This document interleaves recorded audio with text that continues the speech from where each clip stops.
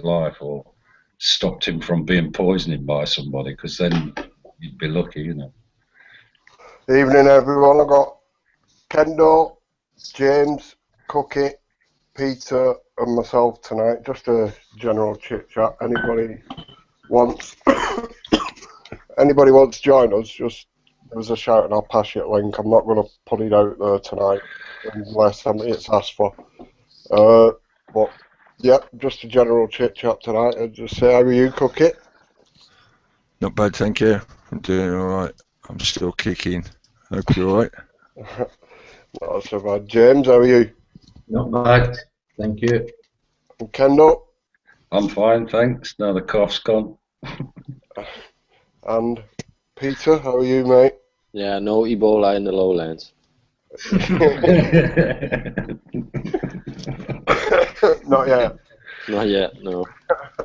It's too low. I'll let you. You were talking about the 1700s and everything before we come live. If you want to carry on with that, you can do. Yeah, the Enclosure Act, Cookie. Yeah, and the Enclosure Act. Dragging the people from the countryside to the cities, and roughly what laws were passed and how long it took to get, you know, cities growing with tenement slums and that. Because I mean, my two generations back, they came from the farmland into the city, which would have been around about 1830. But apparently, the Enclosure Act was in the 1700s. Yes, yeah. Well, you know, this is taking just a quick dip into the Wikipedia. So, you know, if it's on Wikipedia, then it's absolute gospel truth. When it comes to stuff like this, you know, in general, it is usually accurate. So, yeah, I just checked it. It was 1773, and just so that people listening, watching, sort of catch up on the context of why we were talking about it, was in reference to the declaration of the indigenous peoples of the British Isles that happened recently and has been ongoing, as far as I've been told. You know, they're doing it more across different places in Great Britain, and from that we were talking about the Magna Carta and the legislative system, and where laws, use the word loosely because it's different between legislation and laws, and where that had come from, and how when the men of the Great British Isles were given the right to vote, happened around the same time as the beginning of the Industrial Revolution and the beginning of the process of the depopulation of the more rural areas, and the removal of people's right of access to use of common lands, and the backing of the common law for that, so that people were put into a situation of being unable to subsist, to have a survival, basically a way of surviving by living off the land. So as a kind of bait to get people to be willing to move into the cities, they gave them the right to vote not long after, in the early 19th century. So even though the average man was landless, as long as he was over a certain age and, you know, those kind of restrictions, he could take part in a supposedly democratic system that would allow him some say in the way his country was being run. Of course, adding to that the suffragette movement and women getting the right to vote around the right time for when they were pushing the industrialisation of the Western world at a very rapid pace. So they needed women, again, into the cities and being in a position where they could take part in the workforce. So they gave them an incentive by giving them the right to vote and take part in the democratic system. Yes, anyway, so I just thought it worth catching people up so that they know why we were talking about that kind of stuff. Wasn't Lady Astor deeply involved with the suffragette movement, or the then Lady Astor, whoever she was? the name absolutely rings many bells. Yeah, I can't remember if she was actually like, involved. She might have funded it in many ways because she was one of those wealthy aristocracy types that would, in a supposed philanthropic manner, they would give funding to groups like that. So yeah, it wouldn't surprise me. I can't remember for definite. and what was it, Lady Astor, who Churchill had various like little jibes at, they had jibes at each other in Parliament, and and one of them was she said, "Mr. Churchill, I do believe you're drunk." I'm sure the words were something like, "Lady Astor, I do believe you're not quite good looking, but at least I'll be sober in the morning."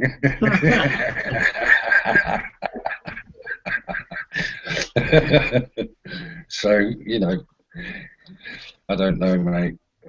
But it's weird. I'm sure that apart from the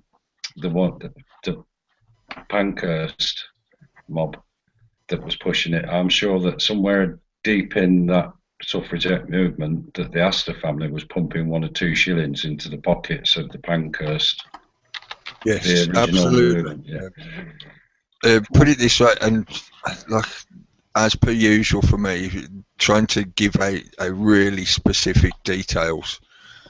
Yeah, my brain doesn't work very well in that sense of remembering like dates and shit, but it links into a lot of what was going on at the time then. Certainly very relevant to Great Britain, but it was happening across most of Europe really. But the point is, the rise of things such as the Theosophical Society, the Lucius Trust, the beginnings of what becomes the UN, lots of threads like that that all tie into those names, like the Astor family and the Churchill. You know, yeah, it is so intertwined as it is now. Of course, you know, it's the same throughout the ages, but there's enough documentation and information available to us now that you can look at that time period and you can more readily trace all those threads and see how they're so interwoven. Yeah, they were intermarried as well. Yes, absolutely. Yeah.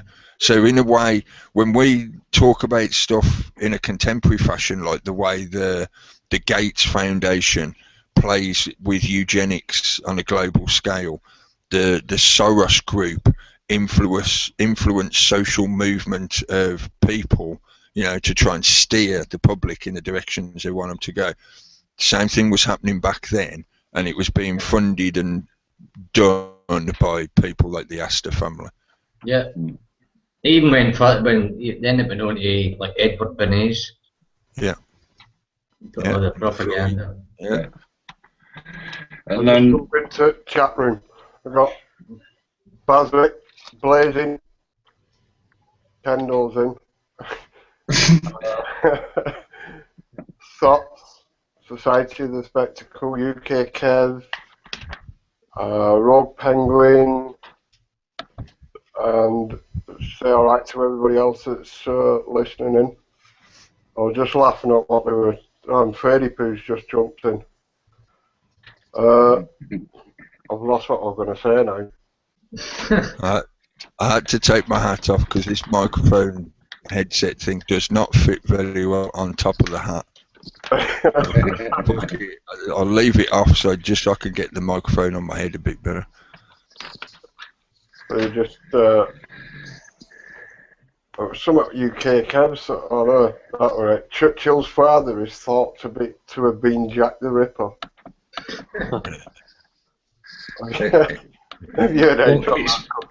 It could be doubtful that it was Randolph Churchill's son, because Randolph Churchill was riddled with syphilis.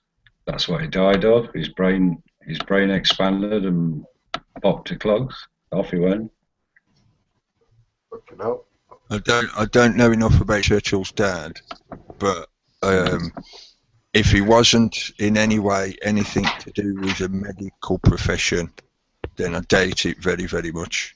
Because whoever committed those murders knew anatomy quite well and they knew it in a ritualistic fashion as well, which is why I think the links into the royal family and the potentiality of it being a controlled false flag manipulation kind of event or situation, utilising reliable fellows of the craft so that they could guarantee the secrecy and control of the information, etc.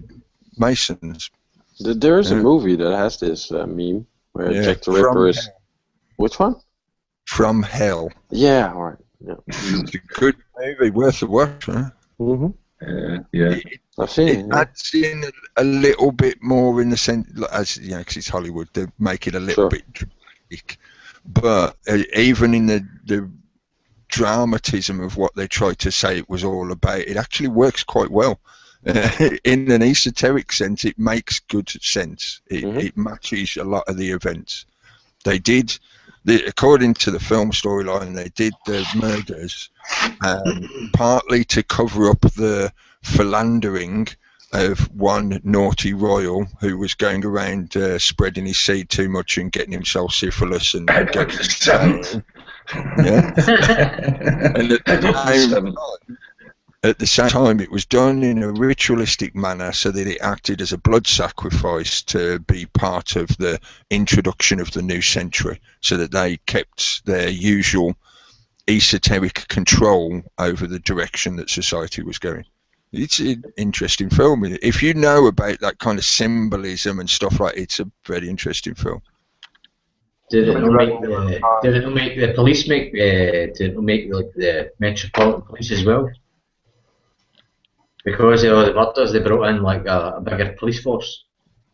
Because and how media created the character Jack the Ripper.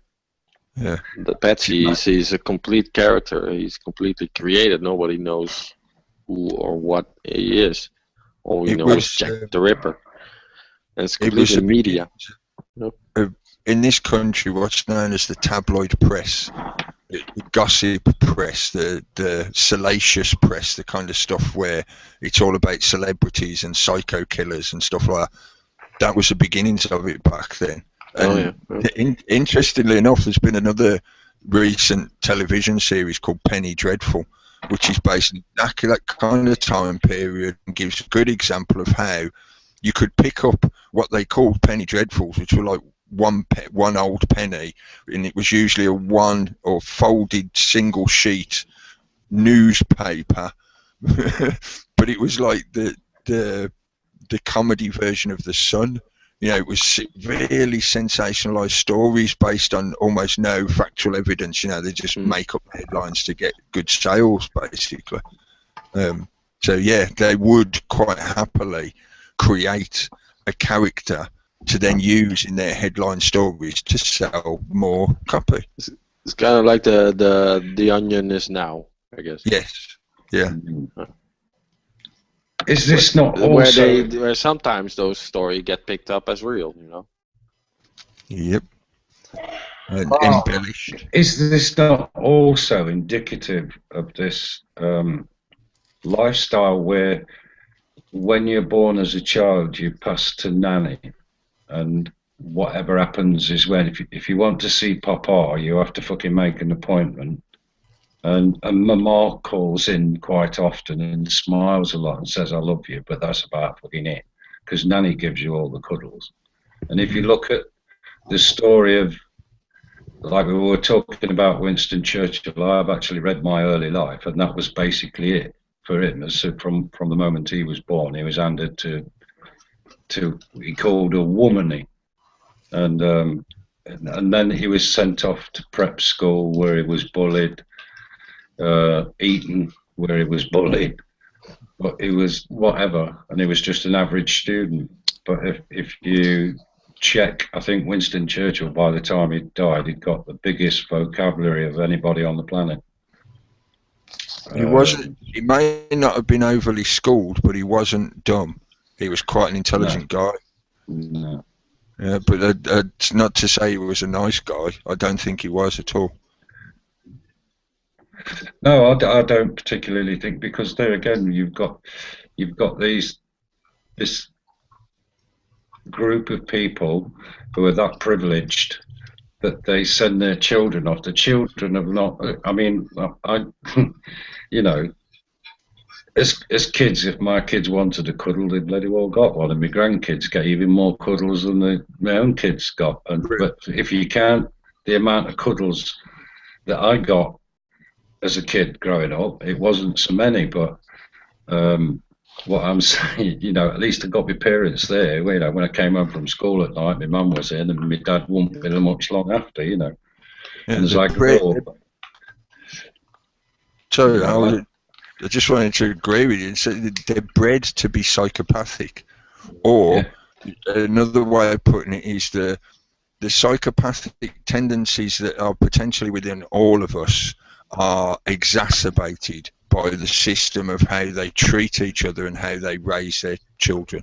It is, absolutely. This again for me is why that kind of knowledge and perspective on these people's lives, examples how the system, the non-living, just conceptual machine, propagates the worst sides of us. Because if you put somebody in it far enough, deep enough into the way it works, you end up with complete psychopaths come out the other end. They have no empathy at all. They have no empathy to other people. Simple as. Absolutely none. The level of psychopathy as it's grown through the ages. I mean, I'm thinking about notorious psychopaths like fucking Nero, Caligula, and as you come through the ages, there've been others, and you get to this day and age, the psychopaths are fucking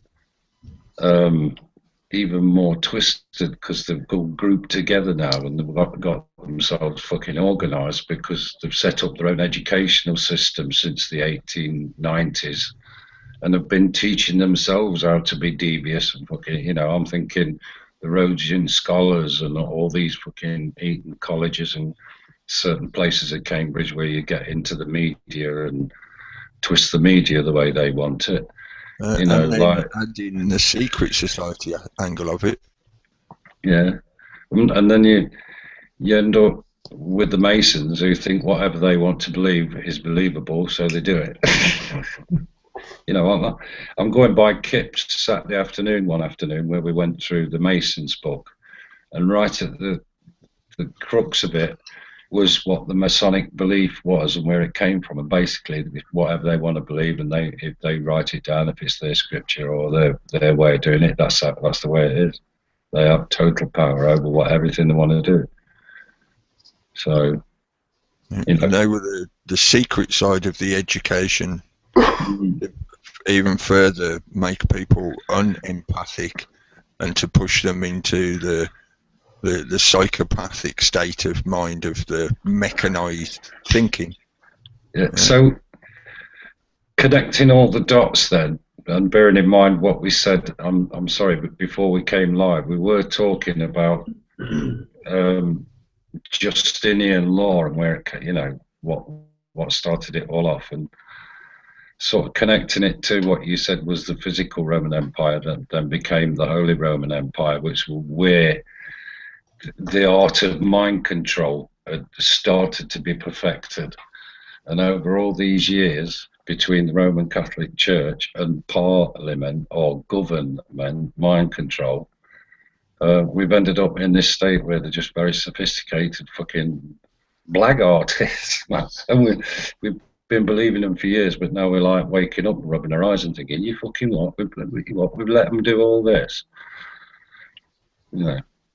Yep. If anything, we've helped them build it. Yeah. 2,000 years to fucking expand it to make it work.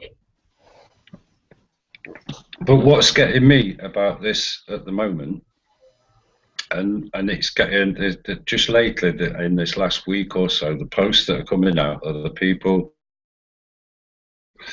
a car by plainclothes police car with plainclothes policemen in it. And the only way they can enforce the document or the whatever it was, the subsection of the Road Traffic Act, blah, blah, blah on the guy, was to deny the fact that he was He was quite aware, and he reminded the police of the fact that Theresa May came on TV not so long back saying that the people of Britain are governed by the law of consent. And he said to them that I don't consent to what you're doing. So the only problem was that they didn't consent to his non-consent, and they were in denial and threatened to fucking arrest him if he maintained his denial of his consent to Theresa May's law. And basically, from that, you can say that like this is more than a mild form of fascism.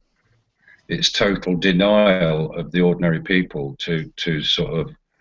There's no resistance. They've drawn a line in the sand, and now there is no resistance, because if you're a rat and you're cornered, and I'm quoting somebody else now, I think it's Rob Freeman, if you're a rat and you're cornered, then you have no escape. So the best thing you can do is attack the one that's cornering you, because you've got fuck all to lose.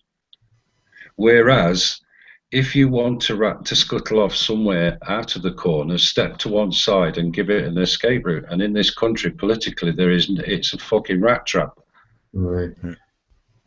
I think this is what. Sorry, what I was going to say, following that, there's the guy who got stopped on his fucking push bike because his front wheel was over the white line at a stoplight, and they even did him on the push bike. But because he resisted, they fucking arrested him and took him down a cell, and in the end he signed on, but he didn't do the 3 dots or the VC before his signature, under duress. But yeah, he said he did, didn't he? He said he'd signed under duress. He put VDC before it. Oh, that's okay. That's cool. Yeah. I know which one you're on about, but he won't give any identification because he tried doing him going through a red light. But what we've got is corporate entities who are exactly corporate entities. I mean, all the police have been sold off. If you check Dun & Blackstreet, is it? All the major police forces have all been sold off. I think IBM owned GMP. It's mad. So in actual fact, you've not got a police force. You've got a corporate police force, policy enforcers, private corporations. Yeah, but the corporate policy enforcers are used to spring the rat trap that Theresa May's pushing at the moment, and that is the fact that because they're not stupid. They know that we're all using this denial of consent and blah blah blah shit, and they're just ignoring that. And you just chuck them in a cell for 6 hours, and you're going to get badgered for 6 hours. Yeah, and it's whether or not you've got that, because that's the first phase, isn't it? Like this is it's not mild fascism, it's not soft fascism. This is to get you used to fascism, because if you dissent and resist, you're going to spend 6 hours in a cell this year. Next year, you'll probably spend a month in a fucking private prison somewhere. And if you're not able, like Peterborough, they're all being run with some. It's not English people, they're French people, and they're running it the way they treat the French in prison. And you've all seen fucking Papillon, It's different, man. It's different, and this is the bit now that we've got to get used to. You're going to see more and more posts. A friend of mine got stopped with a plainclothes one. It was a black Land Rover Discovery, and he says it wasn't until I fucking indicated left after he flashed his lights, because I thought, fuck it, I'll stop and have it out with a kid twat, And he says, and as I pulled over, and this guy indicated as well, it was just as he was pulling up, he put the fucking blue lights on. And similar story. The guy wanted to give him a ticket so he could screw fucking, 60, 70 quid out of him.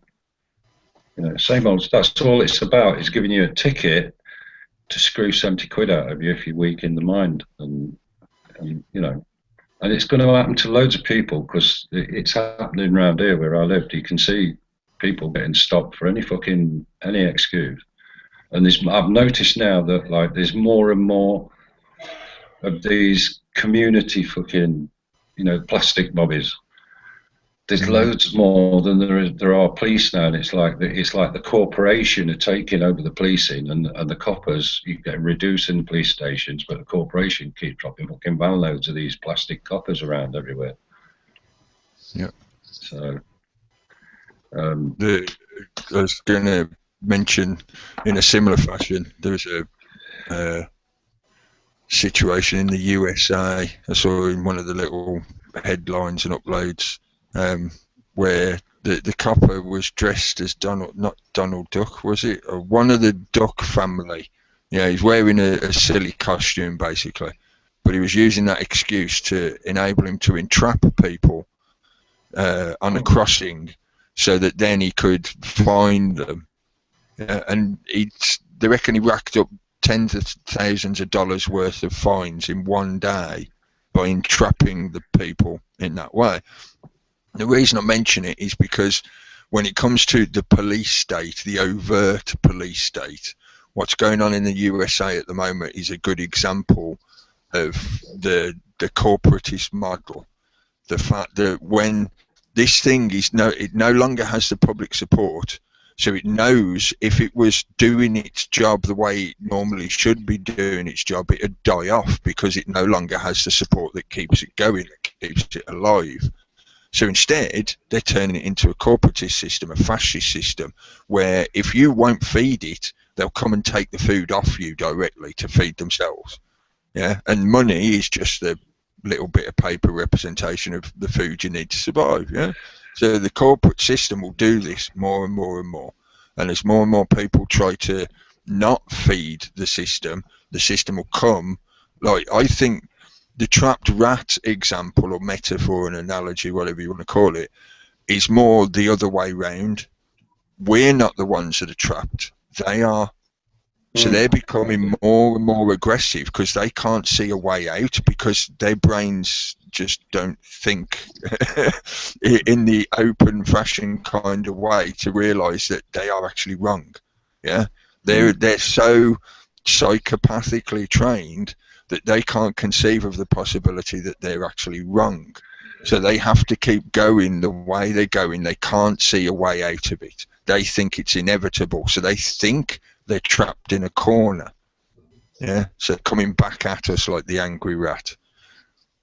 I think there's also, if you look around for it, you'll find it enough. And the recent Dracula movie, which I think I mentioned the other night as well, is a good example of this.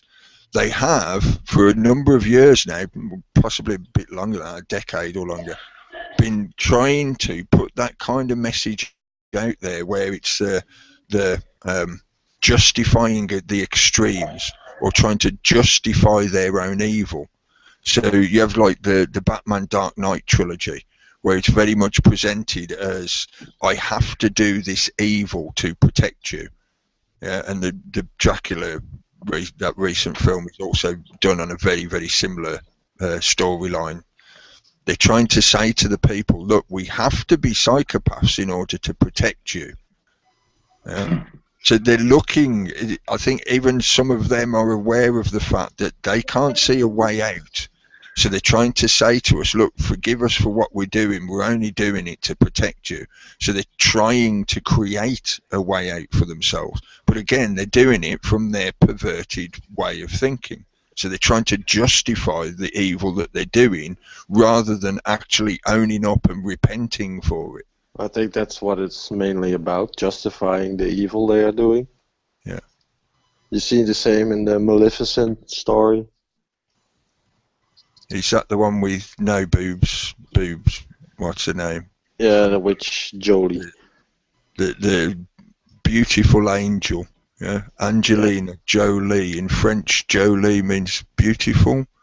Yeah, angel in a beautiful fashion. Yeah. Anyway, yeah, she's another meat puppet for the system.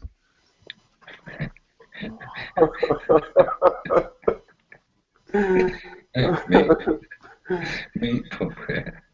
I like that. Meat puppet. That's what a lot of these people are.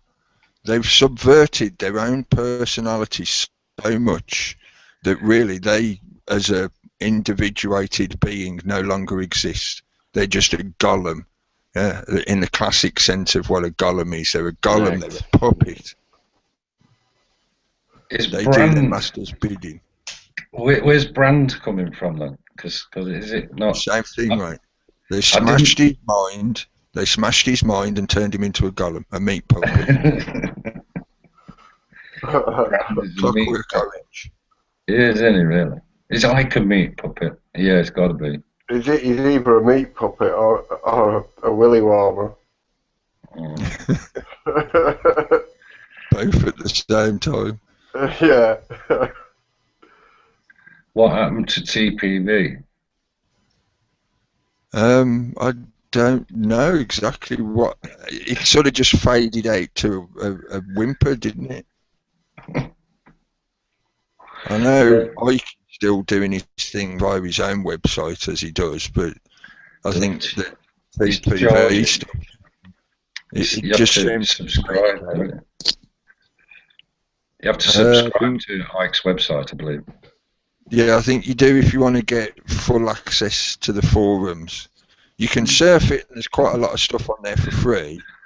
You know, some bits and bobs. But if you want to actually get into forums, which really is where all the action is, as it were, because it's people exchanging information and links and stuff like that. Yeah, you have to pay for that. I wish the guy who interviewed Brand on BBC Two just said to him, "Look, Russell, you've got your way into this so-called cult, and you've written a book. It's obvious you just want to make money out of it." Yeah. Riding the gravy train. He was on Democracy Now! Today. Russell Brand. Yeah, asked him if he wanted to be in Parliament. Well, that's another sort of shill operation as well, isn't it? Democracy Now! Oh yeah. Yes. PBS. So, I think Russell Brand would get more followers if he was a little bit more honest about the fact that he's just in it for the dosh. I know he's got some critical thinking going on, but and I'll probably get struck down by a bunch of raving 18-year-olds with fucking Che Guevara t-shirts on by saying that. Ex-junkies, junkies, come on. Yeah, but you know, evil turned good again. And reference to the chat box, Specs doesn't think Chloe George is a shill. She's just in it for the cash. I heard it very well described in the way that she's like Chunky Mark with a vag. I thank you for the person that gave me that little phrase terminology. I think it works well. She did step in at just the right time when people... There was no woman, no female figure out there doing the kind of thing that Chunky does, where he vents his spleen and he swears a lot and he allows people to expel their anger. Yeah. So she saw an opportunity, she marketed it. Was it real name Michelle or was it? I don't know. If you get the chance, the Kaiser reports on RT tomorrow morning, probably usually about 10:30, and Chunky Mark's on with Max Kaiser this week. On this latest was on YouTube already. All shills together then. Yeah. And you know, just to plug his film, it's called Westmonster, and it's crowdsourced. What's it? Is that same as last time? Is it another one? It's been on YouTube. He's put all his YouTube thingies together. Is it another one of that? Yeah, he'll do the same as he did with the last one, which is, basically he'll edit them all together to carry a thread to do with Westminster. Yeah. Well, I could do that if I had a week and I wasn't being pressured to do anything else. I could download loads and loads of Chunky Mark things and go through each of them on various subjects and create a film called Westminster just for the hell of it. I'd probably get copyrighted, but whatever. Yep. I could do that, so whatever. I still appreciate. Just cut out the bits where you're squealing like a pig. I'd rather leave those bits in. I appreciate using what he does for its artistic way of approaching subjects that people would normally not want to go anywhere near, or they were too frightened to talk about because of all the political correct programming that's been. I'm sure either Cassette Boy or Anti-Slave Boy has done a music Chunky Mark. I don't know if it's Cassette Boy or Anti-Slave Boy, but one of those two. Check it out. I'm sure there's a 5-minute video Chunky Mark. It was brilliant, man. Yeah, both of them. Check out both of them. They're both worth checking out. Yeah. I can't play them either. I can't play videos because I took the audio card driver off because I'm putting another one on it, and I didn't get a chance before I put live, so I can't play any tonight. So perhaps Anti-Slave Boy or Cassette Boy, both of them should split whatever crowdsourcing and do a musical West Monster and try and get it in the fucking charts, because it'll have more effect than Chunky Mark just doing a West Monster on his own. You know, West Monster the video, plaster it all over fucking MTV and, you know, whatever. That would have more effect, wouldn't it? As long as you've got plenty of Illuminati signs in, you know. I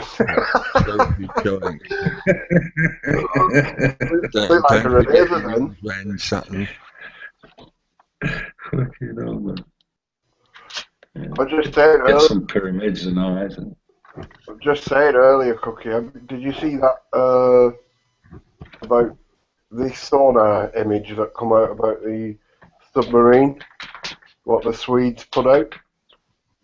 Oh, for the magic mystery submarine, the yellow submarine that they couldn't find. Yeah, I've got the photograph of it here. I can show that. I think the Russians have basically admitted that it was them because of the kind of propaganda they've been pushing out through RT to do with this story.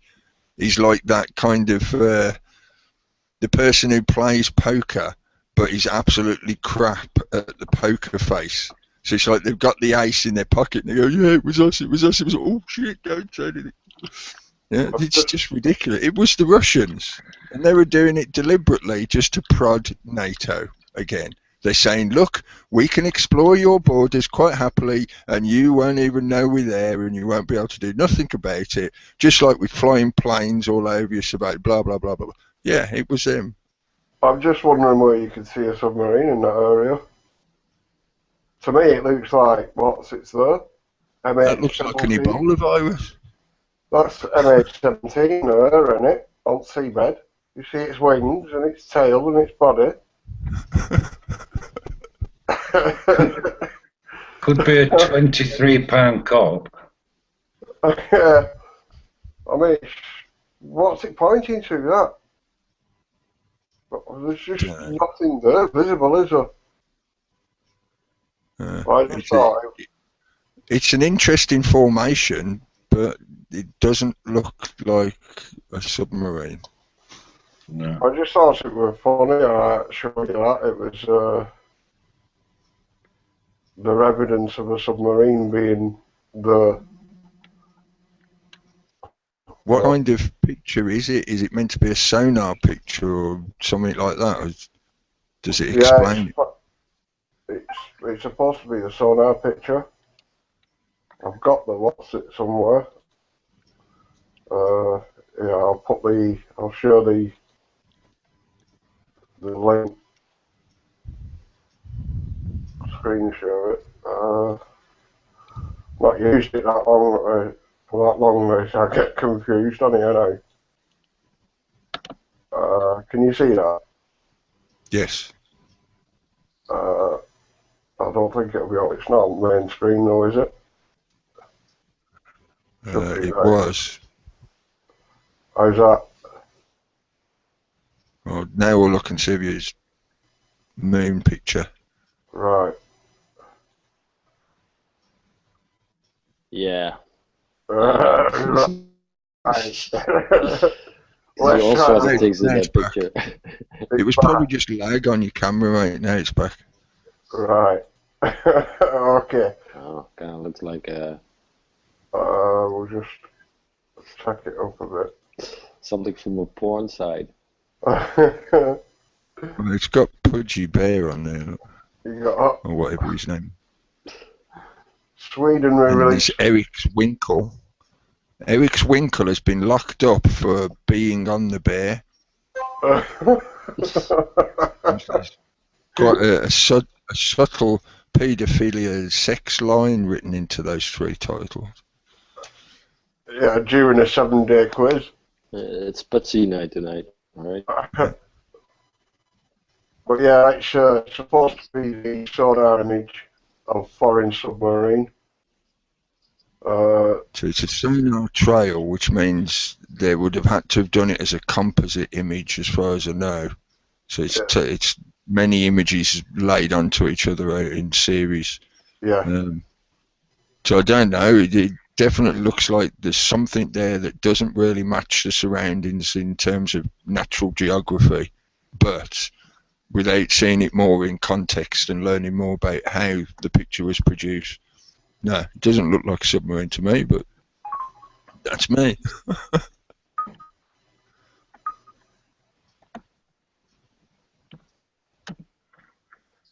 But like I was ranting earlier, to me it's highly likely, very highly likely that it definitely was the Russians having a mooch around with one of their subs just to make a point.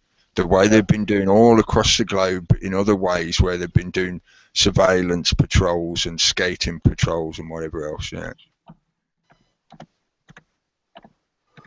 Sorry, but I'm getting text messages and Skype messages all at once here, and I spaced out for a minute and looking at them. But So yeah, I've been diving in the chat box myself. it is a bit.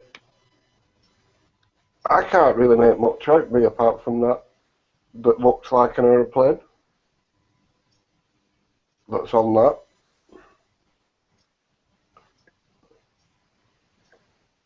Can you see the other screen I've just put up then? It's still on the same screen share image that I'm seeing. Alright.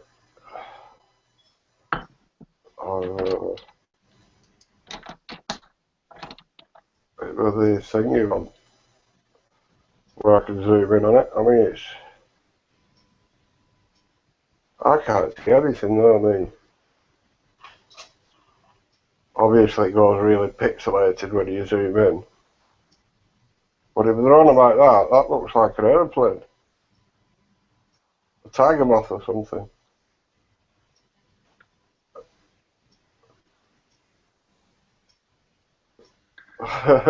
Perhaps that's where the Red Baron landed.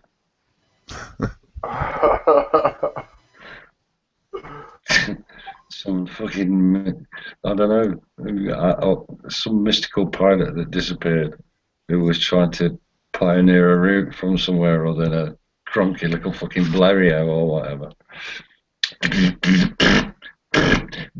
Mayday, mayday. Gone.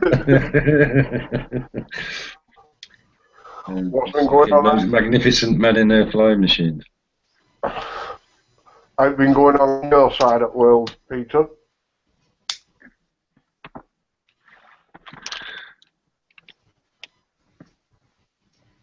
It's gone quiet. I'll take it he's got at his PC up with it.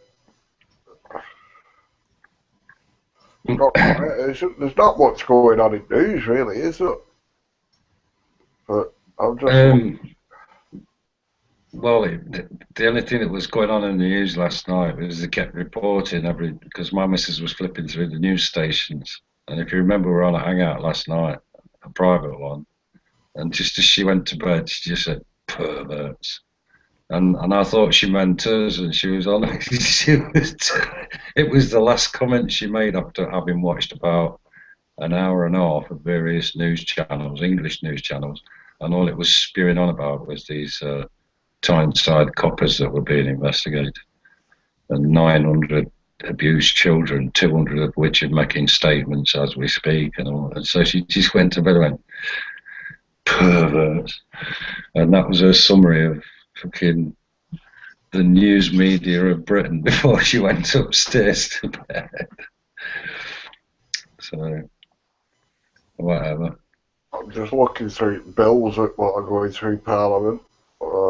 Finance Act 2014, Government Bill, Mr. David Gawk, Hitton Treasury. The interesting one is somewhere wrapped in one of those little bills is the fact that they've eased restrictions on seismic activity reporting in Britain. Yeah, it's if it's not before 5, don't report it. So if it's like 4.3, 4.7, 4.8, 3.5, whatever seismic activity, we're not going to get to know about it. And they've done it purposely to give the fracking industry a breather. You mean 0.5? Yeah. 0.4, and at the moment it's set at 0.4. Yeah, that's right. Report.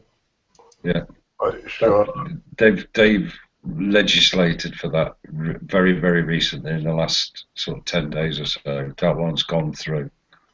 I'm just looking now, see if I can find it. I had seen something about that myself, but I know it's set at 0.4. Mm-hmm. I think they want it putting up to about 1, something like that, which is quite a lot really for UK. Because they're already getting them now from fracking. No, it's going up to 5.5. Anything under 0.5, they're not banned to report it.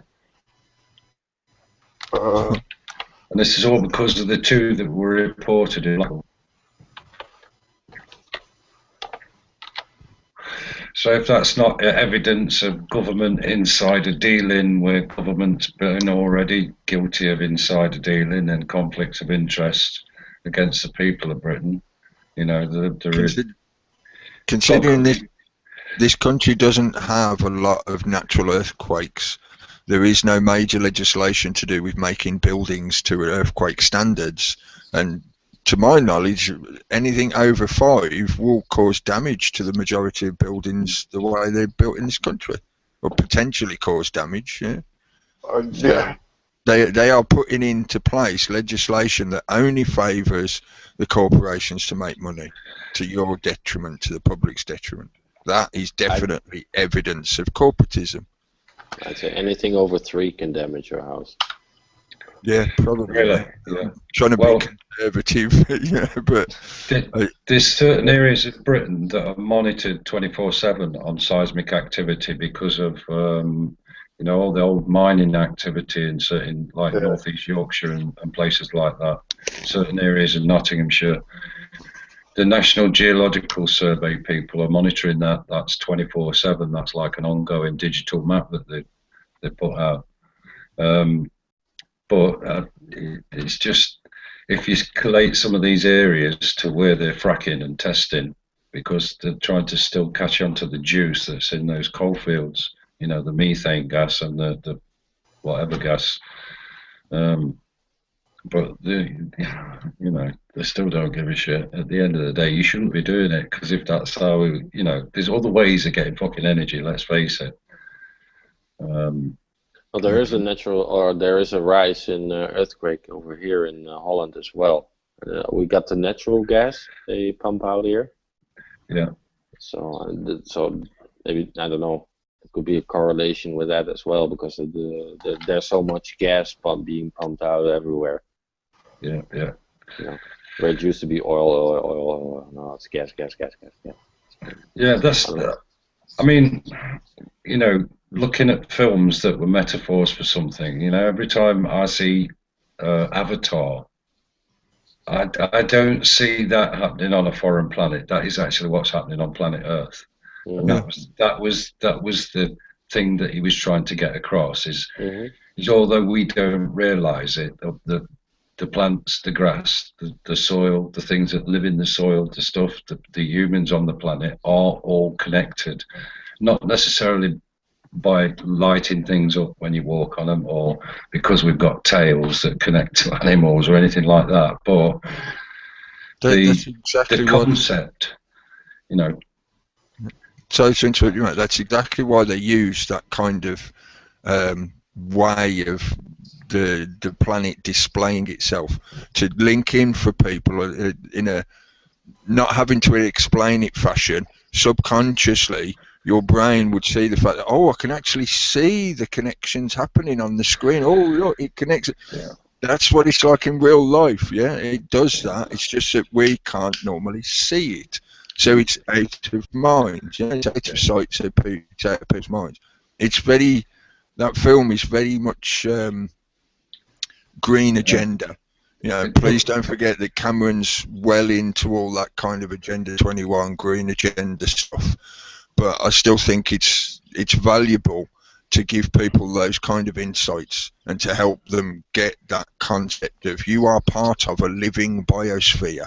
If you start fucking up your own environment, it's like shitting on your own doorstep. It will have a knockback effect on you. Every action has a reaction. Yes, exactly. It's natural law. It's as though every natural resource that they're after, or whether it's a natural resource or whatever, you know, petrol, oil, gas, gold, diamonds, copper, whatever they're after in huge amounts, and they're actually disturbing, you know, like this thing that's going on. Is it the Philippines or somewhere? And I do know, I'm not going to mention any names, I do know that 2 major MPs have invested in a railway that leads to a part of this part of the world where they've found a low yield copper source, but to do it, they've got to literally strip the soil away and dig out so many feet of fucking land. But the problem is that 30,000 people have lived on this land for 300 years. And there's a major problem as to how you sort of ferment the right mindset to think to yourself that we need copper that badly, that we need to fuck up the lives of 30,000 people who've lived there as an indigenous people for 300 years. What gives a corporation the right to sort of say, right, well, fuck that, you know, we need the profit, man, get rid. So what happens to 30,000 people? They get displaced, and meanwhile, 2 very influential MPs in Parliament today are making profit out of the railway line that's going to be pumping all the shit out. After they're going to make and if they're part of, they've made an investment in that railway line, that means they get a cut of every fucking ton that goes out on that railway system. But 30,000 people have to be displaced, having lived there for 300 years. Is it? And what do they get? Fuck all, man. They don't even get a shed to live in. They just get like off you go. Go find somewhere else to live. What? So I don't know what got me off on that run. I don't know what sparked it. Fracking. Yeah. Well, this is basically, you know, corporatism. Yeah. I mean, the resources to the corporate profit machine, the resources are far more valuable than a human life. Yeah, that's the unobtainium, isn't it? Yeah, it's just a calculation to them. It's not completely non-empathic at all. Yeah. And even in Avatar, they were prepared to chuck guns, rockets, bombs, fucking, you know, big robotic GI Marine style. I don't know. So,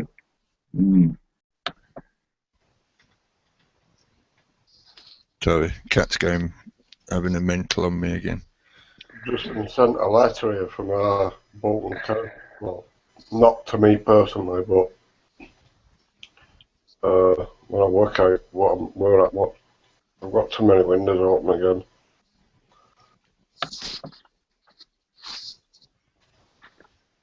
Can you see that? Yes. Yeah, Yeah, I've already had that letter. Your vote matters. So you automatically put on the register? No. Yeah. Even if you don't register, they will stick they'll include your name, and they'll send you a letter like that saying basically, you're supposed to go and vote and your bullshit. It is important to provide the information requested on the attachment form. If you don't, you could be fined £1,000. Same as in Brazil. That's consent by procuration. Yeah. Look up the word procuration. That's taken away from you. That's by authority. It's mandatory. It's the same as in Brazil. They have the same. If you don't go and vote, you get a fine. So we've talked about the soft and hardish, or getting harder fascism by the police. What's that? That's pure fucking communism, collectivism, whatever you want to call it. You will have your consent procurated away from you. What? It's an out and outright threat, really, isn't it? Mm. Blackmail. Yeah, threat with menaces. But procurations it's a crime, isn't it? It's not a civil crime. It's a crime. It's not a civil matter. It's a crime matter. Procuration. Yeah. I've had that letter. We've all had that letter around here months ago. Now you've had it. No, it's not bad. The whole country, via local authorities, have been the consent has been taken by procuration with that letter. That's not been sent to me. It's been sent to a friend. He's just sent it over to me. Oh, right. He's trying to get on Hangout, but he can't get on. Yeah. And look, you're sincerely Electoral Registration Officer, Bolton Council. No name. Nobody's taking responsibility for it. So, as far as you're concerned, it's only going to your corporate entity. So, and that's dead. So you haven't seen it. Well, I just said in big letters or deceased. Yeah, cool. Yeah. I can't Addressee deceased. No. Perhaps we all ought to do that rather than vote in a general election. It's just like, put dead on it. Yeah, from this day forth, we would like you to know that Mr. and my name in capital letters is now deceased and has been since his fucking birth. Wasn't one of the Freeman movement people doing something similar recently? Declaring fictional death. In other words, declaring the death of the fictitious straw man paperwork. Trying to approach it from that angle. I haven't looked further into what it is he's doing, but it sounds basically like what you're describing. Yeah. Perhaps I'm turning into a Freeman. Oh no. You're not turning into you. You are one. You are Spartacus. So is my cat. I'm not Kendo Freeman. I'm just Kendo, man. I'm just looking at that. There's been an earthquake today in Dumfries. 2.6 at 11:23:58 this morning. One yesterday. 2.6, did you say? Yeah. Yeah, and 3's starting of damage. Yeah. Oh, most of the time, yeah. As long as you're not living. 2.6 could do damage if you have a crappy house. It could crack your wall, or it won't break your house down, but there were if you got some shitty plumbing going on, it's not good. There was one yesterday in Penquick, Middle Lothian. That were a 2.2. One on 8th in Antipole, Torrefane. That were a 1.9. There were one on 7th. That was in Jersey. That were a 2.2. I guess the biggest worry there is also the infrastructure, the pipelines, the gas lines, water lines, electric lines, all those things. They're not built for it, are they? No. And a lot of them are very old and have not been maintained. Shallow, very shallow. Yeah. There are 2.6 in Mansfield, in Nottingham. They're fracking in all that. Mansfield's not where they're fracking in Nottingham is not a stone's throw. I don't know whether it could be directly connected to that, but if you're thinking that those things go about 2 or 3 miles horizontal, when they've gone down vertical, they're not a million miles away from Mansfield if they're in the right direction. That was 2.6. That was 28. But you've got, with Mansfield, it's one of those hotspots that's regularly monitored because there's still there's still some, lots of it around there. Same up here, we've got shitloads around here, man. In North, we're well known for coal. Yeah. I'm not far from Wigan. We had mines here in Bolton. Yeah. We used to have one at the bottom of the hill. But that's all gone now. And when I say at the bottom of the hill, that's about, 3/4 of a mile. Babington. And then there was Hucknall. There was loads of them all together. Radford, I mean, I could mention, but they're long gone. Radford, Wilford, or which was known as Clifton Pit. And they were all within a few miles of each other, you know. Woollerton Pit, and like lots and lots of old mine workings from other areas as well. So there was shitloads of activity around here. Wasn't the one in Warsaw not long ago? I seem to remember. Although that's exactly the same situation there. Northwest edge of Birmingham, there's a lot of old mining shafts and stuff like that. Yeah. Right. So there's going to be always constant movement in those old mine workings. Oh, definitely. But I mean that area, we used to do lots of miners' welfares, and we used to go up into that like North Notts, Warsop, that sort of way, which is north of Mansfield, and the pit properties that you could see all around these little towns that were built on mining communities, like some of the huge beams of oak that's been used to keep these houses standing, man. It's like, you think it's shit, you know, and it's all because of subsidence, and you know. Well, if you think about it, right, coal's made from compression, isn't it? Yeah. Supposedly. So you're removing that's being compressed, so it's got a hell of a lot more space. Yeah. Even wood isn't as strong as bleeding. Yeah. Wood and steel isn't as strong as what it's compressing, really, is it? No. Plus, they just burning wood. You know, they pump all the water out and all the gases out and everything. So can't we just send the politicians down there and use them as filler? Yeah. Yeah. Well, they just squat out at holes because they're that full of shit.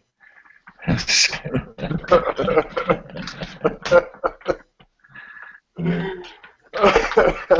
in the chat box they're on about what's voting. Well, voting, as far as I'm concerned, they say that if you don't vote, you're not allowed to say anything. But all I'm saying is I haven't got anybody to vote for.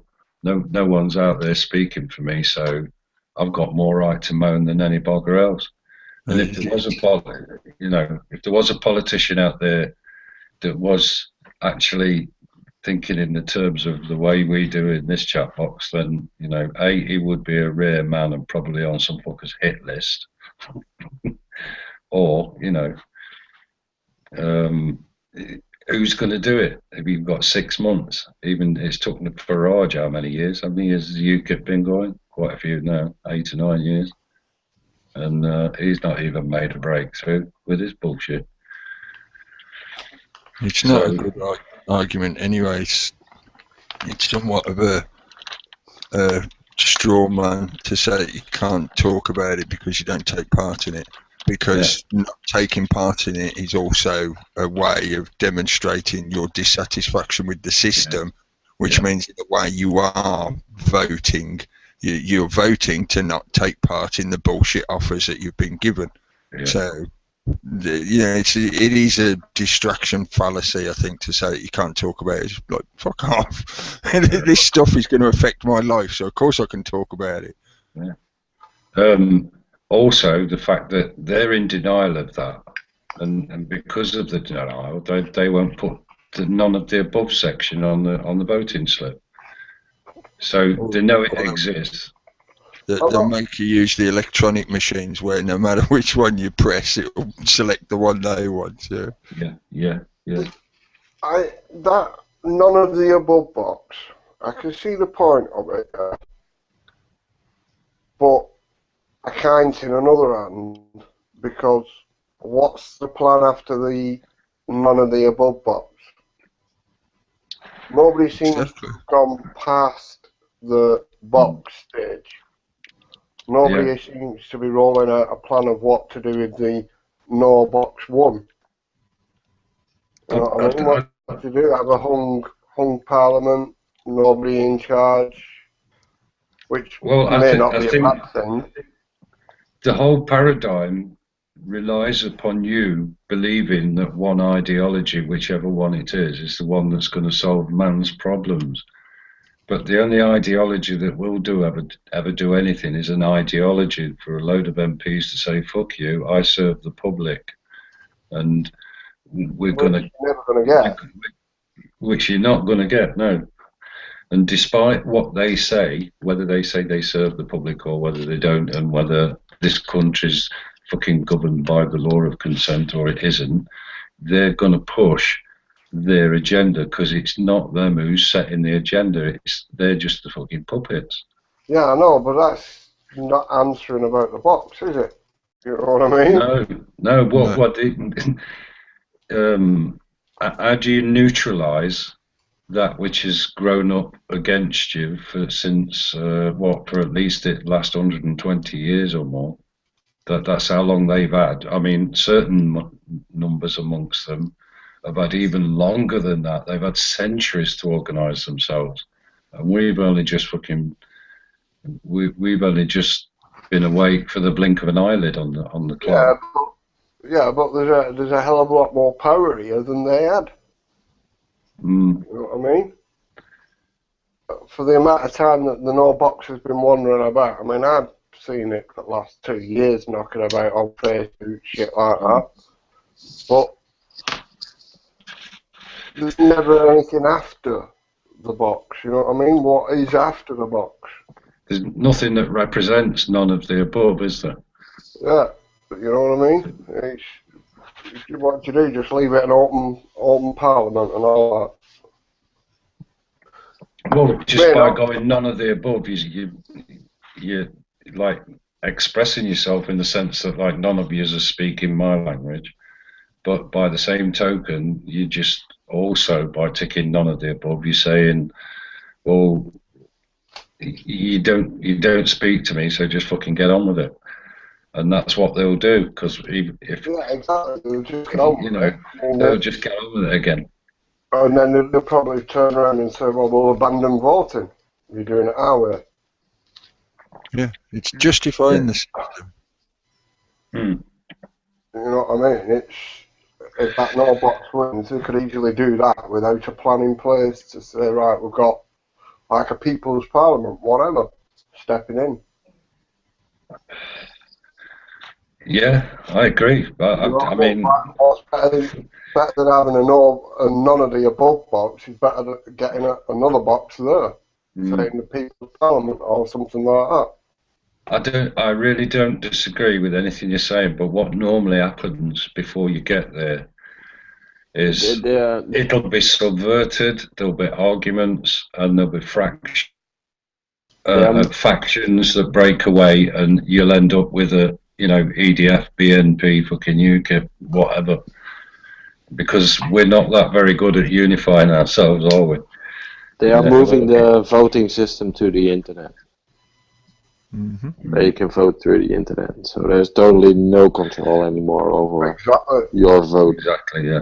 Well, plus, it doesn't matter anyway because they've got fucking 3-line party whips or whatever they call them, who just bully you into voting the way they want you to vote anyway. So you know that like kind of Hollywood imagery of the slaves rowing on the slave ship and the whip of the slave master walking on it. That's why they're called whips, because that's what they're doing. Yeah. Yeah. And justifying the system by taking part in the vote, however they try to set it up, is just justifying the perpetuation of it. And as Joseph Stalin said, it's not who votes that counts, it's who counts the vote. So when they make it this, because one of the popular memes for the last few years has been the direct democracy kind of aspect of, if we utilise the internet to do our voting, everyone can have a vote because everybody's got a gadget. So it could pop up the message saying you need to vote on this topic, and you can press yes or no or whatever. Yeah, it's still justifying the perpetuation of the system. And when you give over your control of how the vote is run with this kind of technology, even more so they can manipulate the results. No problem whatsoever to manipulate the results to however they want them to end up as. Yeah. There's nothing wrong with a pencil and a bit of paper, you know, a private ballot as they call it, because you're not publicly declaring what you're putting on the bit of paper. You do your vote and you put it in the box and then it's counted. That works. It's worked for millennia. Yeah. And what is it everybody says that isn't sort of wakey, you know, aware or whatever? You know, when you say to them, what you know, if you go on the internet, or don't believe what you see on the internet, yet they want us to, you know what I mean? It's like, don't believe what you see out your window. Oh, you know what I mean? Be a real window. Or I don't trust the internet. I don't. Yet they want us to fucking vote on it. Radio-D. Yeah, exactly. And they want you to Google every answer. Any answer you want to know, any question you have, just type it into Google and we'll give you the answer. Yeah, go ahead, monkey. Press the button to get a food pill. You try asking if the Queen's got. You try asking if the Queen's fanny's haunted, mate. You'll get arrested. Except Chloe George. You know. I don't know. To be haunted implies that it was once alive, and I don't think it was ever alive. No. But going back to the 3-line party whips, apparently they're the ones who've got the little black books on all the MPs of what they get up to, because people dob you in. Apparently it's a vicious little place, you know, with 650 sort of wannabes. Some wannabes are prepared to wannabe a little bit more than the other wannabes, and it, you know, and the little black books exist. And if you got too many wannabe points at the side of your fucking name, mate, you have to vote. They want you to vote, not your consistency. So it's a twist. It's not democracy. It's deviation. It's oligarchy.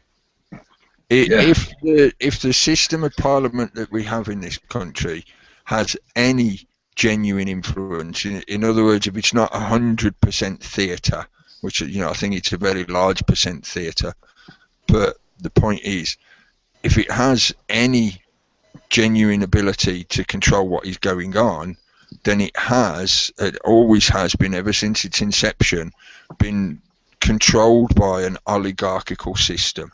Which means who you know, who you're related to, how much wealth and power you've got to manipulate others with, so you end up with the same kind of hierarchical structure. So yeah, there's a smaller group of people towards the top who, through their influence and control, manipulate how the rest vote. Whatever it is that way, further away from democracy again. Yeah, you're not going to change the paradigm then, while ever that is in. So how can you use the system against itself to make it implode on the apathy and the mistrust of a nation? And what is it that magical line that's going to connect them and unite them to get them to sort of realise that even just putting a cross on a piece of paper actually brings that thing into existence. So you're better off just not going to the polling station. And wouldn't it be a dream where there was this general election and nobody turned up to vote? Then they couldn't brag about, well, we've got a swing of 1% in the east and in the industrial area, like nobody turned up, literally nobody turned up. And that would be the way to say to this paradigm, these politicians who think that we're stupid, look, fuck off. Right, here's a suggestion, because I was going to say, I think really what's already going on is doing that, because by people choosing to not participate in the bullshit, they are not getting fed, so they have to feed from somewhere, so they're turning on each other, which is why the political stuff is becoming more and more extreme as the years are going by. You see them get consumed in the fire of their own interrelated politicking, because one will set up another one and they'll have to resign, or they'll get caught out in some nefarious deed, they'll have to resign. A lot of them are shuffling very quickly through the revolving door of the corporate market. They're going off to do their jobs like Tony B. Lyer has done. Yeah. But they're feeding on each other more and more. Yeah. If we can continue that to me means eventually they'll eat themselves. The beast will eat itself, yeah? Along that kind of line, what I was going to suggest, and I don't even, this is probably already happening, may very well already be happening, but you're saying about having an alternative that was on the ballot, as it were. I think it'd be interesting to set up a new party, call it something like the Freedom Party. That might need to be thought about, but whatever, the Freedom Party.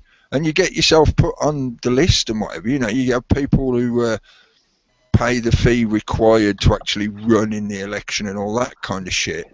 But when it comes to election night and when you do your campaigning, you're not going to go and turn up at the election. You're not going to take part in it at all. What you're actually going to do is go somewhere else, set up a venue and party. That's why it's called the Freedom Party, because you're free to party away from their bullshit. Yeah, and just not take part in the vote at all. And when they read out the results, they'll be saying such and such and such and such got this many thousand, and so from the Freedom Party got 0 and didn't turn up. Everybody else would be like, what were they doing then? Why did it? And that would lead them, like a seed, to investigate. Who are the Freedom Party? Oh, it's a bunch of people over there who've been partying all night while we've been doing voting. And I'm saying party, I'm not talking about the kind of hedonistic, deliberate distraction that was used to derail things like the social movement in the 60s. It was turned into the hippie hedonism that just went off in a totally silly tangent. You could have get-togethers that are not all about hedonistically partying. You could be sharing information, sharing viewpoints, getting to know your community, stuff like we are now, yeah? But you're doing it on the same night or day, whatever, that all the other people are trudging to the polling station. Yeah. You're making a point that, look, there are alternatives here.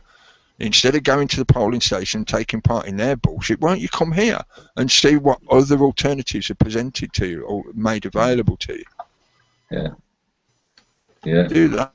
And that to me makes more sense in the way of if you want to look for ways to cause the system to defeat itself. The system is reliant on you participating in one way or another. Yeah, they'll do it in ways where you don't get a choice in the matter if they can help it. Like the picture of the letter you just shown, where basically it's telling you, we've added you to the register whether you wanted to or not.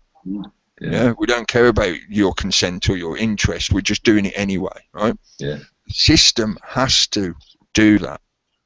And in that sense, by just not taking part and going and doing something else instead, you're causing the system to loop back on itself, because it's got to eat from somewhere. If it can't eat you because you've gone off the other side of the field, what's it going to eat? It's going to start chewing its own limbs off. Yeah? So it will destroy itself. And in every little part, you know, like, because every polling station's got its number, and in this polling station, there's a list of numbers and addresses and straw man identities next to the numbers, which relate and correlate to whoever's going to vote in your house.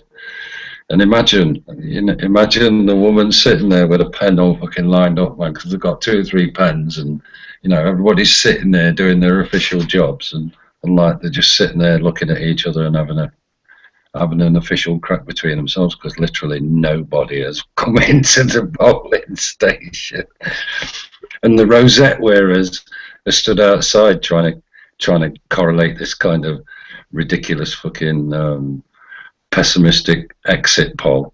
I mean, are they reporting back to their sort of respective fucking party HQ? Right, what's going on in your constituency? Well, nobody's turned up. What do you mean nobody's turned up? Hang on a minute. Ring another one. What's happening in your constituency? Well, nobody's been so far. What do you mean? What's happening? You know, and 20,000 people living in your constituency. What do you mean none of them have turned up? Well, actually, we kind of a little bit of noise in the background. Fuck me, they're on the park having a fucking picnic. 20,000 of them. Yeah, there's a disco there and everything. We're going to see in a bit. The beer's cheap. Yeah, better idea. But what happens after the party when everybody's got over the hangover? Well, that's why I've tried to make sure that I said, like just because I'm saying using the word party, I'm making a play on words deliberately from political party to have fun party. But the thing is definitely this kind of stuff cannot be set in a direction where it could potentially just become pure hedonism, because they love using that against people, because people will succumb to their baser instincts and drives, and if you give them an excuse to party, sooner or later, after a while, all you end up with are the people who want to do nothing but party. They're not going to do anything else but party. So you need to do it in a way where you're encouraging people to share information, get together, potentially, self-organise. That's one of the crux things to me. It's the way I've tried to operate for a long time. I don't try to force people to do anything, to go one direction or the other. I just try to enable situations such that they get the opportunity to have choices like that. Yeah, and likewise in every little part of public life, like at the local council offices, there would have to be a meeting there at the following day where, like, right, because of what happened yesterday, there's the politicians have shot, the whole system's collapsed on itself, but we still need street cleaners, we still need bin men, we still need teachers, and what we want is basically all you lot in this office to forget the philosophy that you've just been perpetuating for how many years. It's about some form of contribution to do what's necessary to be done in the local area, but it's not about enforcing amounts of money out of people when you know that 25% of it is going to prop up the small amount of retirement funds for councillors, etc. And I don't know, you're talking about re-educating. A lot of people have been used to acting within a system that's been very dictatorial. I mean, like the police. Well, from now on, police, all you've got is a common law oath. That's the only oath you stick to. Everything else you learned from now on, if no one's causing any harm or loss, then that's it. That's what you're policing. It's dead easy. You don't have to sort of rely on 1,400,000 fucking pieces of legislation to check up on any computer. It's just dead easy. No harm, no loss. Anyone breaking those 2 rules, then you step in. Peacekeepers, not corporate enforcers. Yeah. Really, every person I don't mean that word in the legal sense. Every human being who's part of your society, part of your community, has a responsibility to know about that kind of stuff, as in the simple maxims of no harm, no loss, and actually be, I was going to say capable, but that's not really the right word. Have a comprehension of those principles to a degree where they can actively enact them in their own community. So what I'm trying to say is, in other words, all of us should be peacekeepers. Yeah. Everyone has that responsibility to their own community. Yeah. Plus, you know, at the same time, like a re-education program goes on in all. I know there's some people in prison that you just cannot let out. So it's status quo there. But like for the youth that's locked away in prison on like marijuana fucking things and anything related to that sort of, anything related to anything where people are connected to some kind of system where they've got nothing, so they resort to whatever, they get re-educated and come out whatever, and given another chance, I suppose. Because if all I've been done for is possession of cannabis, shit, you know, like, what am I doing in here? You know, because I ain't doing no harm to anyone. I was just growing a bit of weed, man. You know, for myself or whatever. Who cares? Well, they're in very deeply ingrained problems in the system that are caused by simple mistakes or, you know, deliberate. I'm not saying the mistakes in the sense that they happen by accident, but I mean mistake in the sense of doing something in a wrong manner, in an incorrect manner, such that it might only seem a tiny thing that you do at the time, like a particular piece of legislation, but it has immense knock-on effects the way it actually affects your community on a day-to-day basis. And likewise, the prisons have got those who you don't want to let out, like with the psychopaths and the serial killers, whatever. Like Charlie Bunch. It's them that need to be either extended, built bigger, and where the money needs to go, because there's going to be a lot more psychopaths entering those walls. If you remove a lot of the victimless crimes, and I think really, really, absolutely part of this whole situation, if you want to solve these kind of problems, is you have to address basic poverty. Yeah. That's been proven so many times, it's ridiculous. Yeah. If you have a community, a society where there's whatever kind of level of poverty, in the areas where there is poverty, there's going to be higher crime. You're going to end up with people being pushed to the desperate ends of they'll do whatever to survive. People do that, yeah? So if you can address poverty, you will instantly make a hell of a lot of those kind of problems just vanish, because less people will feel inclined to do it in any way whatsoever. If anything, it causes the sociopathic and psychopathic members of your community to expose themselves even more so, because they will be the only ones who will still take up criminal activity, because nobody else will feel the need. Yeah.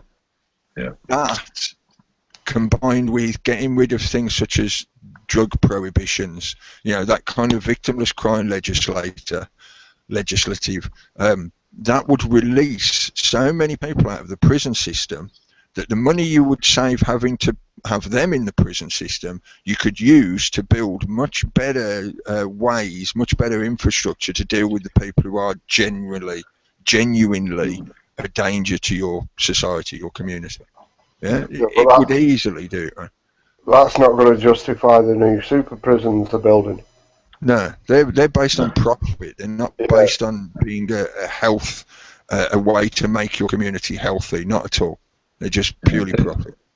They're all part of the corporate fascism that they know, because of the stupid rules and regulations that they're going to be bringing out. They're going to be creating more criminals from nothing. Absolutely. So if it's a corporate system, it's just easier to like do a few ticking of boxes, and then in a corporate system, in other words, they're getting their agenda.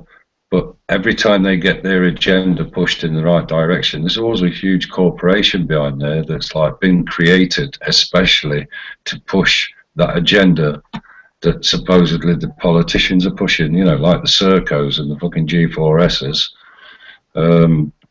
They've only been created because in the past, those who knew what the agenda were thought, well, while we've got a few bob, we'll invest in this kind of an organisation, and you know, and if we do the right thing in Parliament, we can get this company to be huge, and then we're making millions, man. And it's all coming from you know, from contributions to the government, and that's how G, you know, G4S and the like. I was just going to use that example exactly, right? Because I can remember back in the 80s and 90s when G4S was a joke because it was one of the crap security firms, and they were in competition with quite a few others at the time. And they were nothing major, they were nothing really big. They were just some crappy security firm that made quite a lot of mistakes. They weren't very good at what they did. Yeah, so they were constantly, you know, losing stuff and getting into trouble or what. But anyway, the point is, I can remember back then when it was like that, and now you look at them, and their little corporate fingers have been so embedded into your society that you'll find them all over the place doing lots of highly dubious stuff, even to the extent now that they provide infrastructure security systems in other countries. Yeah, so they're not only doing that here, they've gone global. Yeah. Their stretch is all over the place, and it's no longer just doing like security cash pickup runs, you know, in a secure van, an armoured van. No, this is running the bureaucratic infrastructure of your society. It's G4S. Serco is another example. And on a local level, it's the huge corporations that have now. I mean, is it Equita bailiffs that really glorified debt collectors? But you look how many local councils they're contracted to now. I think Nottingham, Leicester, they're all over the place. Equita, I think they're up north as well. And there's one or two bailiffs firms now that are turning into proper big corporations, all because of this fucking, you know. If you're going to be building a police state corporatist system, then corporate security in whatever form it takes is going to be a major industry, because you're reliant on it. You're absolutely reliant on it, because you need to be able to have the manpower to enforce the police state structure required by the corporatism. Robocop. Yeah, exactly, mate. It is, exactly. And that is, you know, that's not even what some people might think, oh, it's a bit of a silly analogy because you're referencing a movie and whatever. It's not at all. You look into it and you'll find that cities like Detroit, which is where the film is set, is really, genuinely, in reality, actually doing that kind of structure now. A major part of their police force is provided by private institutions, so therefore they have a corporate police force, which is exactly what they were talking about in the movie. Yeah. It's just that I was trying to think what film I've seen a similar badge to that on a corporate film as well, and that was the first one that come to my head was Robocop, but there's a few like that, isn't it? Actually, it's interesting in the sense that it's Omnicorp. It's based on that idea of the massive globalized mega corporation. Yeah, it's like it's the world's largest security company measured by revenues and has operations in around 125 companies with over 620,000 employees. It is one of the world's largest private sector employers. G4S was founded in 2004 by the merger of a UK-based Securicore plc with Denmark-based Group 4 Falk. Oh, I thought they were older than that. G4S label. I thought it were a bit older than that, actually. G4S has a primary listing on the London Stock Exchange and is constituent of the FTSE 100. Constituent of the FTS 100 index. It's a secondary listing. Top 100 corporations. that are floated on Wall Street and the London Stock Exchange. It has a secondary listing on Copenhagen Stock Exchange. History. Origins. G4S, its origin is guarded business founded Copenhagen in 1901 by Marius Hogrefe, originally known as, what the hell that says, it looks like a Russian name to me, that. But anyway, which translates to, it's Copenhagen Frederiksberg Night Watch, and is subsequently renamed Falk in 2000. Group 4, a security firm formed in the 1960s, merged with Falk to form Group 4 Falk. In 2002, Group 4 Falk went to buy Wackenhut Corporation in the USA. It's a lot on. Just have a look on Wikipedia. I'm not going to read all this out, but it gives you a gist. I'd heard on the grapevine that it was G4S had come from like government constituents and things like that, but I can't see anything mentioned about that in here. Yeah, it's Wikipedia, mate. If there is truth to that, then it's not going to be included on the Wikipedia. Yeah, true as well, isn't it? Yeah. Same with Serco. I noticed their share dipped this week because of this row about them claiming for tags that for people that didn't exist. I've just found that. Sorry, Ken. Yeah. I just found that in March 2012, G4S announced that it would sell the struggling G4S Government Solutions business to the former Wackenhut WSI and the Star business to exit the US government services. In May 2013, Buckles resigned as chief executive of G4S with 1.2 million payoff and was replaced by Ashley Almanza.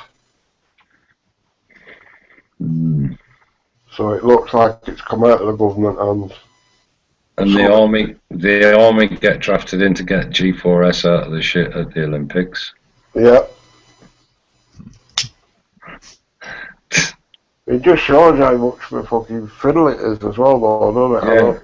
Yeah. It's like, to me, really, right, we don't need an army, so if they want an army, they should do our police force, our fire service, ambulance service, and the policing, as far as I'm concerned, if they want to keep an army.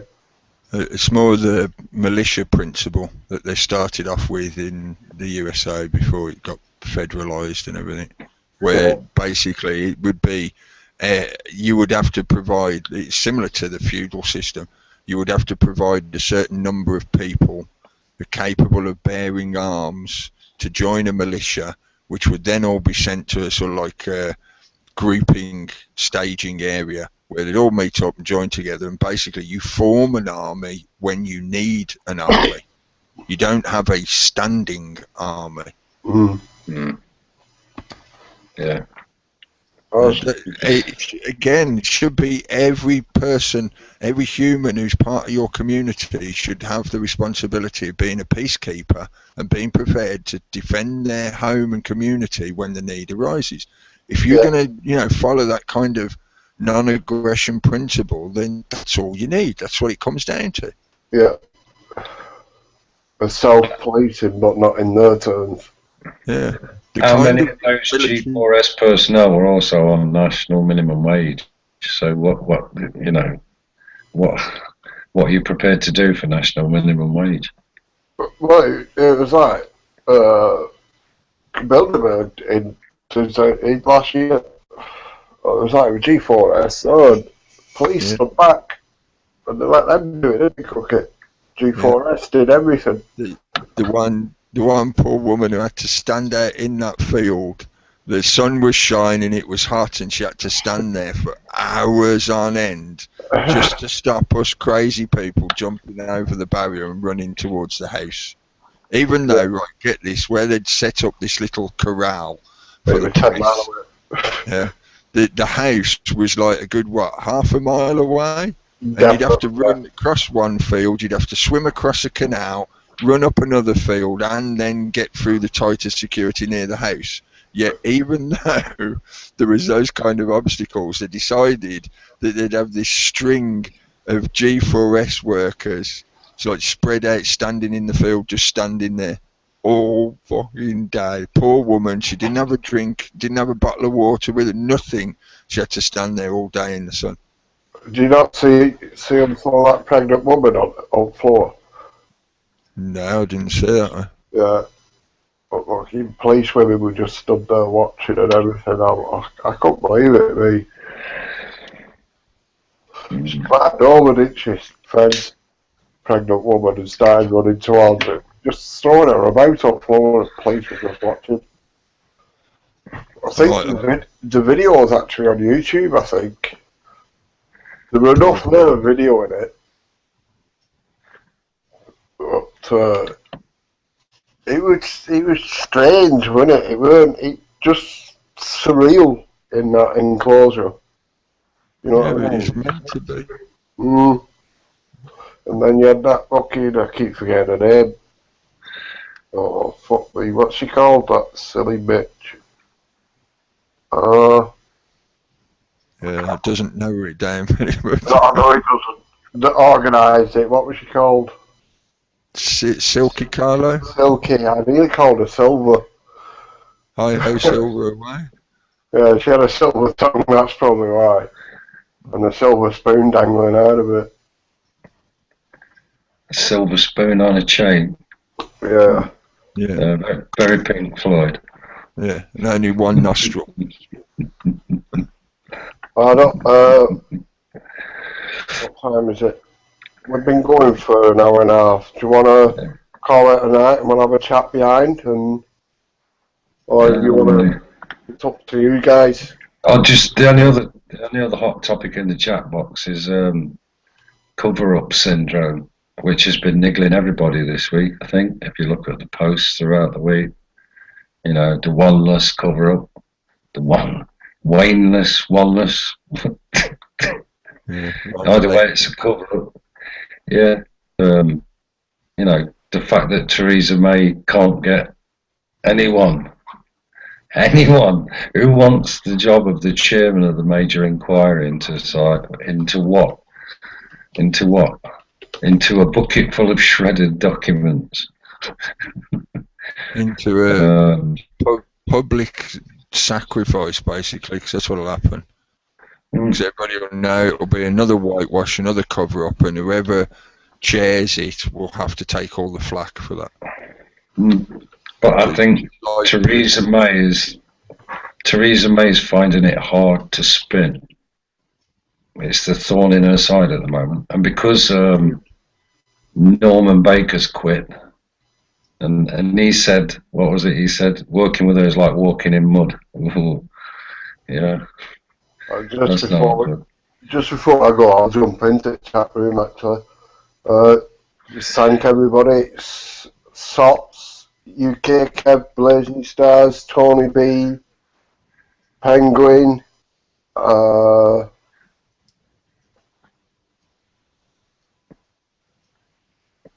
Mr. Robert Cynic, Ian. Just cheers for y'all joining us tonight. I'll probably do another one either over the weekend or 3 weeks, see how everyone feels, and I'll get more up to date on what's going on because I've not been bothering, to tell you the truth. It just seems the same old crap all the time to me. But I'll get more involved again and start doing a couple more hangouts. Thanks everybody. Cheers Kendall. Cheers. Thanks for hosting, mate. Oh, you're welcome anytime. like I say, anytime you want me to do one, just give me a shout. I'll put it up, no problem. But We've still had an interesting rant, though. We've still had an interesting rant. Yeah, on several occasions. Yeah. Anything you want to put out before I say good night to everyone? 9/11 was an inside job. Don't eat yellow snow. Yeah, never. All brown snow. 7/7 was an inside job. But anyway, we'd probably be hanging about, having a little chat behind. So links on that video if anyone wants to jump in behind, offer. And on that note, I'll say thanks everybody. Cheers, Cookie. Cheers, Kendall. Cheers. Good night, everybody.